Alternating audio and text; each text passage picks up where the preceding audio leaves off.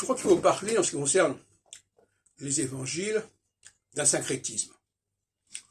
Vous savez que la Bible n'est pas épargnée par le syncrétisme. Le syncrétisme, notamment, entre les positions israélites et les positions judéennes, qui a conduit à une sorte de résultat extrêmement hybride et bâtard, qu'est le Pentateuque notamment, et qu'est notamment le livre de l'Exode, sans parler de la question des prophètes et des psaumes. Et donc, nous avons dans le cas des évangiles un autre syncrétisme, qui est celui d'un personnage, de deux personnages, j'en sais rien, d'un personnage qui est présenté comme, vous savez que la généalogie de Jésus, elle est donnée en tête des évangiles, en tête de l'évangile selon Matthieu. On la retrouve d'ailleurs chez Luc en milieu d'ouvrage. Et tout ça, ça nous donne simplement l'idée d'un personnage qui a un destin particulier, qui est né à Bethléem, qui est la ville de David, qui va risquer d'être mis à mort, parce que justement les rois mages lui ont rendu hommage, et que Hérode, le roi, qui a vécu plus tôt qu'on le dit, en a eu vent et a décidé de le faire tuer, comme tous ceux qui ressemblaient à ça. D'où la fuite en Égypte de Joseph et de Marie.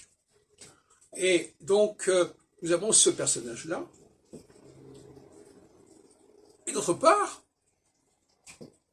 un autre personnage, qui est le Messie des Israélites. Le Messie qu'attendent les Israélites, qu'attendent les Samaritains, qu'on attend dans les Actes des Apôtres, qu'on attend dans l'Évangile selon saint Jean. Alors celui-là, il va au-devant de ceux qui sont complètement à l'opposé des Judéens dont il est issu, qui ont rompu avec la lignée de David à la mort de Salomon. Voilà donc deux personnages. Alors, est-ce que c'est le même personnage qui a eu ces deux casquettes, ou est-ce qu'on a combiné deux personnages, l'un qui était le roi des Juifs, et qui d'ailleurs est condamné à Jérusalem, Inri, Jésus de Nazareth, roi des Juifs, si on comprend comme ça. Et puis d'autre part, il y a celui qui va partir en mission vers la Galilée, vers la Samarie, vers le lac de Tibériade, qui sera ressuscité, sa résurrection a lieu en Galilée, qui a promis aux gens qui héritent, qui sont les descendants du royaume d'Israël, du futur royaume d'Israël, qui a décidé de les réintégrer, en tout cas, et de leur pardonner.